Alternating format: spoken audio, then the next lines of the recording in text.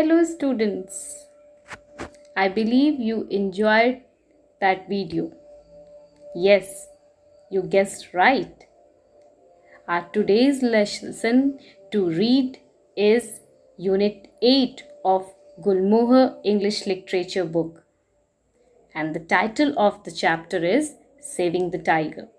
So without wasting much time, let's begin today's class and know more about this non-fictional story.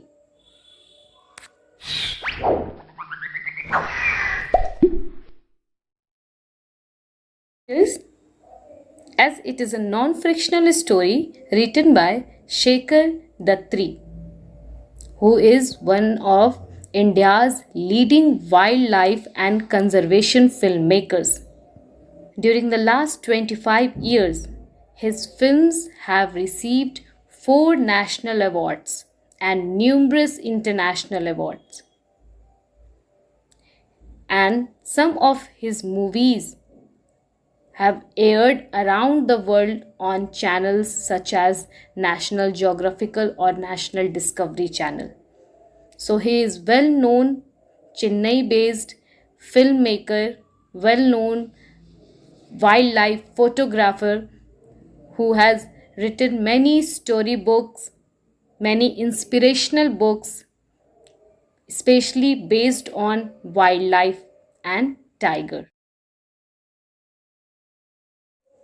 If I talk about this story, so this story is narrated by the author himself, where he tried to highlight the condition of wildlife, especially few endangered species like tiger. To save tiger, we need to protect forest habitats across Asia by saving biological diverse places. We can save these wildlife animals.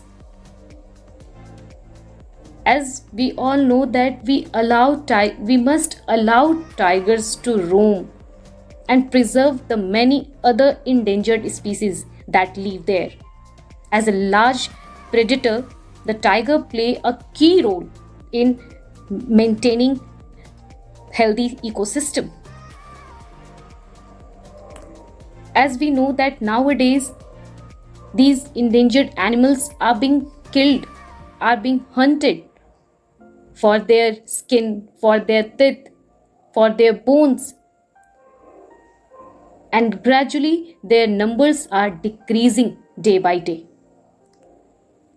So in this story, we are going to read more about tiger and few wildlife sanctuaries.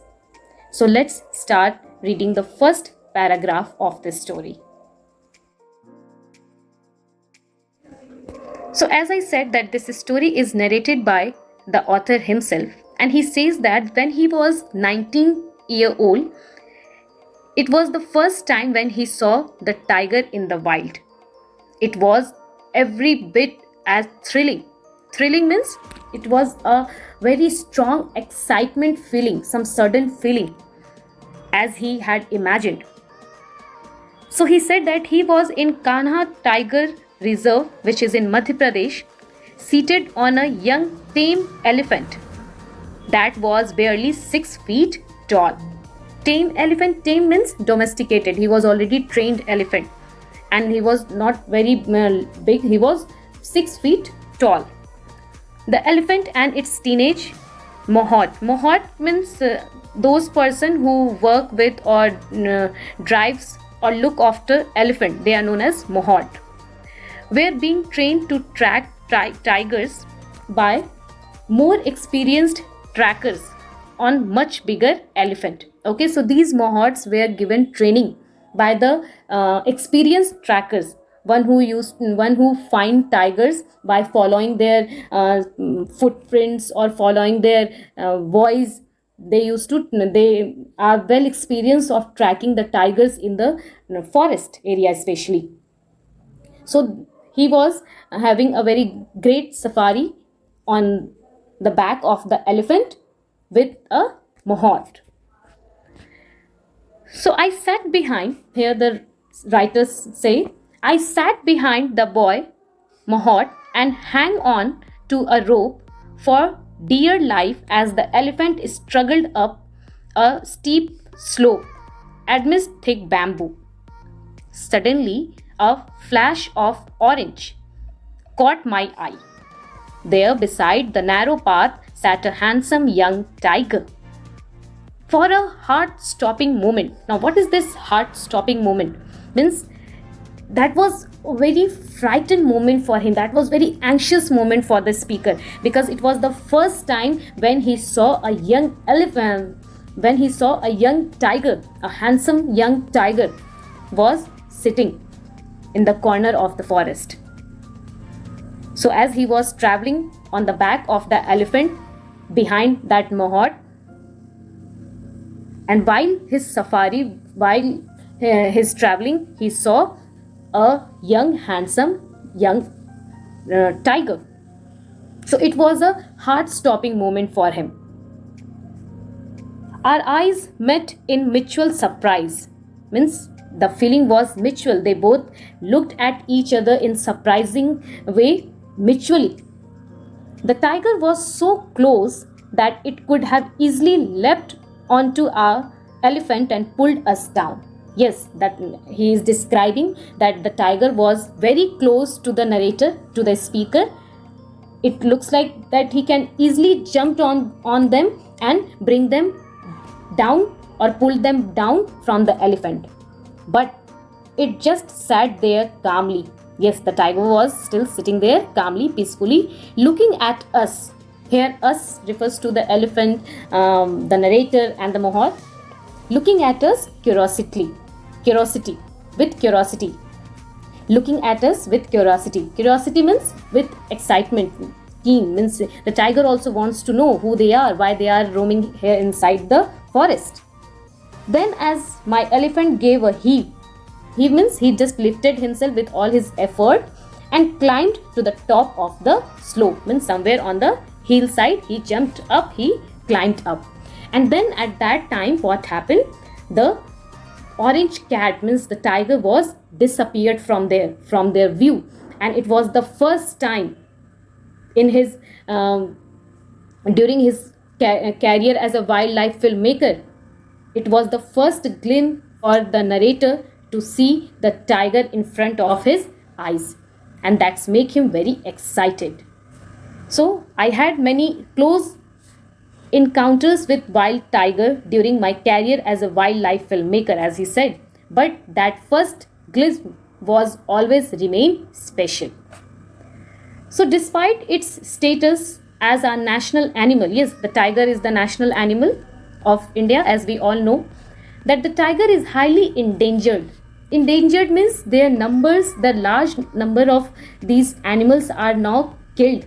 They are disappearing from their places. Some due to natural death, and some are disappearing because of the poachers or the hunters who are killing them innumerously for their benefits. So now they become endangered. So less than 2,000 survive in our forest. So there are only 2,000 number of tigers were left in our total forest. According to Dr. Ullas Karnath, who is a leading tiger expert of India's forest especially, he says that India's forest can easily support 3,000 more tigers if we do the right thing. Yes, he says that he believes that, Dr. Ullas believes that India's forest have the capacity to support the habitat of more than 3,000 tigers if we do the things in right way, if we provide these tigers all their favorable conditions. What are the basic requirements which these tigers need? So this requires understanding what tigers need in order to survive. Exactly, they want their proper habitat, their favorable condition, a proper amount of prey which they can hunt and eat, and taking determined steps to remove the threat they face. Yes, every day they have a fear, they are very afraid, they roam in threatening that from when they will be hunted. As you have saw in the video also, the first video which I have shown you, there it was clear that how these poachers, how these hunters are always hiding behind to attack them. So if we will stop these things, if we will take the steps in correct direction, the number of these tigers can grow gradually. And we have the capacity, India's forests have the capacity to support more than 3,000 tigers for their survival, for their habitat. As you can see here that everyone has a right to subsist. Means all the living things have a right to live on this earth. But what we do, we often become totally insensitive, cruel, harsh toward their pain. Because only that they cannot speak, they do not have the language of the human, they do not have a voice, we do not think even twice for them. So all the animals, all the species deserves their respect, kindness, love. And it's our duty, it's our responsibility to preserve what the nature, the God has given to us. Because they also have the same right like the human. They also have the right to survive. They also have the right to take breath in the open air. As the narrator continues to say, most of us are aware that tiger poaching is a major threat. Yes, one of the major threat, one of the major fear for these wildlife is poaching. What is poaching? Poaching means hunting or killing of animals illegally or lawfully. Every part of the tiger, be its skin, bones, body parts, teeth, every part is in high demand, especially in many countries such as China or some parts of Southeast Asia, where the skin is used for decorative purposes. And the bones and the body parts are used as an ingredient in traditional medicines. They are used as a medicines. Their bones, their teeth, their body parts are used as medicine. Although there is no evidence of efficiency of tiger's product in treating illness, deep-rooted superstitious belief fuel the increasing demand. Yes, exactly. Scientists haven't proved that their body parts or their skin or their bones are very effective or very successful in treating any kind of illness. This is all because of that ancient superstitions, that deep-rooted, that deep-grounded superstition beliefs that provides a fuel in the feeling, and these all increase in demand of these body parts of the animals. With tigers having been driven to extinction in most other Asian countries, our national parks and sanctuaries have become the main target of poachers. Because India also have some laws or rights against these poachers or hunters. It's not like that it's lawful in our country. It is unlawful, it is illegal in our country also. But we have some certain numbers of these endangered species, because we have created many national parks, many wildlife sanctuaries. Means these national park or sanctuaries means it's a certain place or a specific forest or some similar areas where some important plants or animals are protected by the government of that country, and it is illegal to harm or to destroy plants or animals, especially of these areas, especially of these regions. So now these regions, sanctuaries, reserves, national parks become the main target for the poachers, main target for these hunters. The two other factors worsen the impact of tiger poaching is habitat destruction. Habitat means a particular place of animal where they are normally found, they are naturally found, and poaching of prey animals. Yes, there are two major impact of tiger poaching, tiger hunting. Two main major factors. First, their habitats are being destructed by these hunters with the businessmen for their extra profit, for their extra gain. Their natural places are being destructed.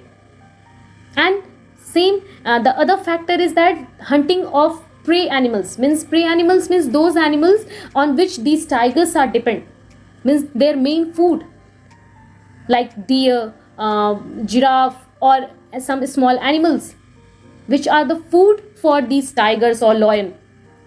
They are being killed, they are being hunted by these poachers, by these hunters. And if these preys will not be available in the forest in proper amount, in abundant amount, so how these tigers are going to survive for long? So there are many problems which are being thrown on these endangered species, and because of these all, their numbers are decreasing day by day. We have many more things to read in this story. I will continue this story in the next video. But before that, let's take few questions related to paragraph number 1, 2 and 3. So it's time for the activity to do. Here is the first question, which is related to paragraph number 1 and 2, that India's forest can easily support 3,000 more tigers in the country if we do the right things. Who believe this? What are the right things that they are talking about?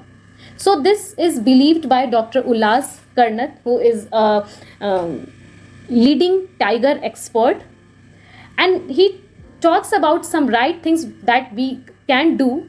First, the requirement of understanding what these tigers need in order to survive properly. And the second is taking determined steps, some major steps to remove the threat that these tigers fear every day. So these two right things we must do, we must take a step in, so that we can increase the number of these wildlife or some endangered species in counting.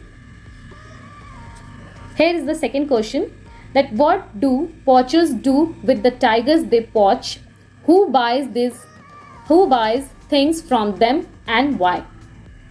So the poachers hunt tigers and sell them to foreign countries. As we have discussed that these are very much in demand in foreign countries, especially in China and some parts of Southeast Asia.